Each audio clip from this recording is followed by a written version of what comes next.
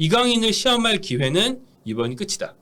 이번 경기에 안 쓰면 혹은 뭐 벤투 감독이 부상이 틀어져서 못 쓰면 그러면 월드컵은 아마 못 들어가지 않겠느냐. 저희가 지난번 경기를 앞두고도 이 얘기를 정말 이런 표현 써도 될지 모르겠지만 이게 좀 약간 속된 표현이지만 이 상황에 정말 어울려요. 좀 오지게 했어요. 네. 정말 많이 했거든요. 하지만 이강인 선수는 앞선 코스타리카전에 아예 안 나왔다. 그렇기 때문에 이강인 선수가 나오는 걸 전제로 많은 그려봤던 사람들의 말이 뻘쭘해졌는데 근데 저희가 괜히 그랬던 게 아니에요.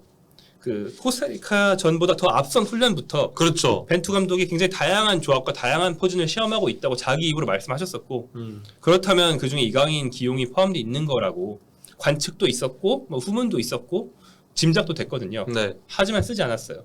그렇기 때문에 이번 카메론전에서는 그래도 쓰지 않겠느냐라는 짐작이 조금 더 이제 힘을 받고 있고요. 말씀드린 것처럼 양현준 선수 같은 경우에는 사실은 뭐 이번 경기에 나오더라도 본선에 갈 확률이 높은 선수는 아닙니다. 네. 정말 막차를 탔고 정말 신인이기 때문에. 그런데 이강인 선수는 라리가에서 이제 마요르카 미드필더 중에 제일 잘한다 이런 게 아니고 현재 평점상 라리가 전체 미드필더 중에서 5손가락 안에 들어요. 네, 뭐 도움 1위 지금도 도움 1위인가요? 네. 그렇죠. A매치 오기 전에 도움 1위였으니까 네. 도움 3개로 1위를 달리고 있는 선수거든요. 이런 선수는 최소한 테스트는 안 해볼 수 없기 때문에 아마도 쓸 것이다. 이번에 정말 강하게 짐작해 볼 수 있겠습니다. 네. 제발 좀 네. 보고 싶습니다. 그리고 뭐 사실은 기용할 준비도 돼 있어요. 왜냐하면 이강인 선수가 현재 소속팀에서 소화하고 있는 위치가 투톱 중에 한 자리거든요. 뭐 무리찌가 원톱이고 이강인이 공격형 미드필더다. 3-5-1-1이다라고 말할 수도 있지만 사실 3-5-1-1인지 3-5-2인지 말하는 거는 같은 선수 배치를 보고도 어느 축구인은 3-5-2라고 하고 어느 축구인은 1-1이라고 합니다. 이건 말장난이고 이강인은 지금 섀도우 스트라이커 내지는 뭐 프리롤 공격수처럼 뛰고 있어요. 그런데 4-4-2를 이미 대표팀이 앞선 코스타리카전부터 시험을 했기 때문에 네. 그림은 좀 달라지죠. 황의조, 손흥민과 좀 달라지지만 손흥민, 이강인이라든가 뭐 테스트 성격에서는 다른 원톱과 이강인 뭐 이런 식으로 테스트를 해볼 수 있단 말이죠. 이미 이강인을 기용하기 위한 어떤 포진상의 준비는 끝난 거나 마찬가지다. 이 포진을 한 번 더 시험해 보면서 이강인 넣기만 하면 된다. 이런 상황이죠. 이강인 들어오기 때문에 뭐 포지션 뜯어 고치고 뭐 이럴 필요가 없어요. 그래서 조심스럽지만 예상해 본다. 이번엔 나오겠지. 이런 생각입니다. 네. 네, 이강인 선수가 나왔으면 하는 마음은 여기 계시는 시청자 여러분을 포함해서 많은 분들이 갖고 있지 않을까 싶네요. 자, 그럼 그 다음으로 네.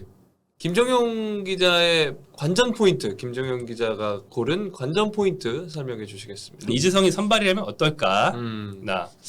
라고 이제 제가 한번 관전표를 잡아봤는데 이재성 선수는 사실은 지난번 경기에서 이강인보다 투입되지 않은 게 더 의외인 선수였어요.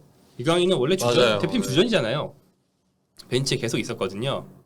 근데 뭐 이번 부상이 딱 있었던 건 아니고 벤치에도 있었고 훈련도 정상적으로 소화하고 있지만 이강인 선수는 고질적으로 여기저기에 가벼운 어떤 부상을 좀 안고 있습니다.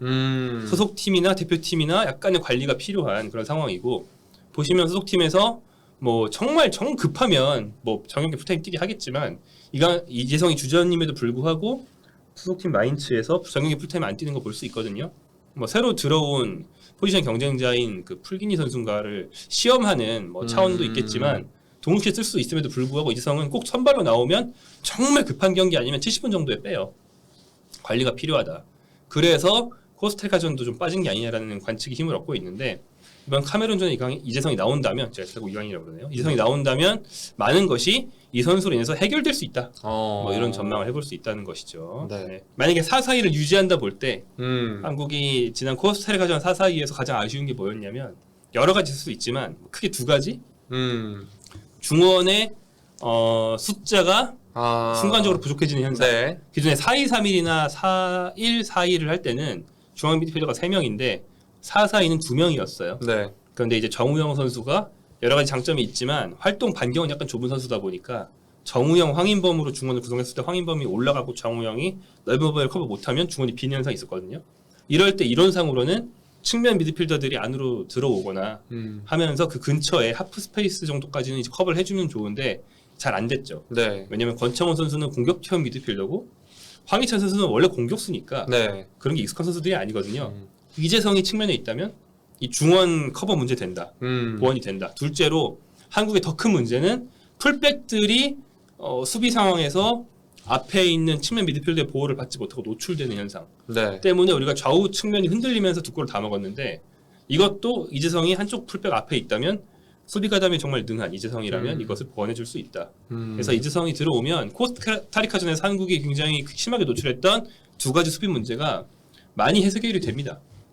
사실은 이재성이 포함된 사사이에 한국이 잘하는 모습 본 적 있지 않으신가요? 기억나시나요 혹시? 러시아 월드컵 직전에 콜롬비아전? 그렇죠. 뭐 그런 네. 신태용 감독이 그 간신히 월드컵 진출시키고 나서 네. 그때는 워낙 대표팀에 대한 기대치가 바닥으로 떨어져 있었기 때문에 그런 거긴 하지만 경기력이 좀 좋은 경기들이 있어서 선수들도 만족하고 팬들도 만족했던 때가 있어요. 후문으로는 당시 손흥민 선수가 진짜 오랜만에 대표팀에서 재밌는 경기 해가지고 오늘 우리 좋았다 이러면서 막 나 그러면서 되게 좋아했다고 그래요.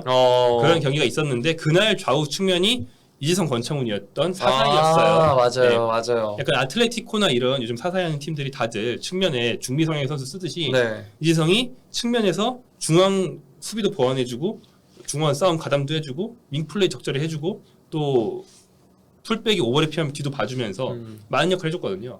그러니까 사실은 이재성이 포함돼야 사사이는 잘 돌아간다는 거를 우리는 4년 전에 이미 확인한 바가 있다.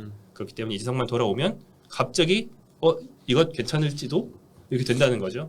그래서 공격적인 자원, 매우 공격적인 선수가 넷이나 뛰는 사사이였기 때문에 진짜 뭐 4-2-4가 아닌가 싶을 정도의 전술이었지만 그 중에 한 명이 빠지고 누가 빠지든 돼요.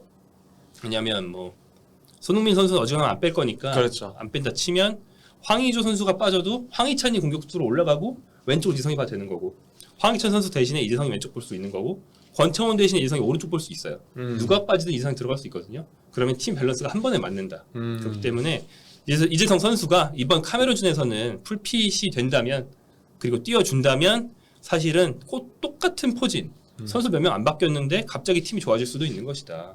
요 측면의 가능성을 확인해야 됩니다. 이재성이 뛰었는데도 해결이 안 된다? 그러면 폐기해야 된다고 봐요. 네. 네. 그렇다고 봅니다. 네. 저는 사실 많은 분들이 막 댓글에서 남겨주는 부분인데 투볼란치 쓰는 모습을 너무 보고 싶거든요. 아, 네. 왜냐면 저는 제가 축구 본 이래로 한국이 월드컵에서 2명의 수비형 미드필더를 안 쓴 걸 본 적이 없는 것 같아요. 엄밀히 말하면 네.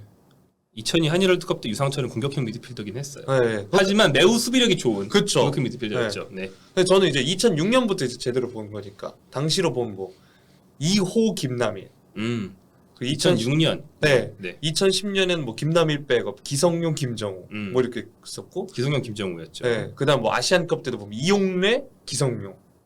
네네. 네, 뭐 그런 식으로 2014년은 기억이 안 나는데. 네. 워낙 성적이 안 좋았어서. 네, 누구 네. 있죠? 뭐 2014년이요? 한국영, 기성용. 기성용. 예. 네. 그런 식으로. 네.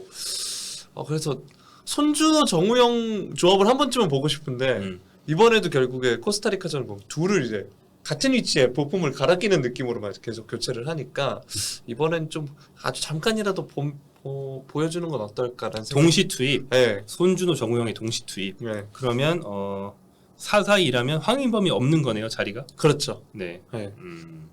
굉장히 파격적입니다. 황인범은 벤투 감독에게 정말 핵심이기 때문에. 하지만 필요할 수도 있다. 왜냐면 사실 황인범이 다치는 경우일 수도 있을 거고. 그렇죠, 그렇죠. 네, 뭐 경고 누적이나 뭐 어떤 상황이 벌어질지 모르니까요.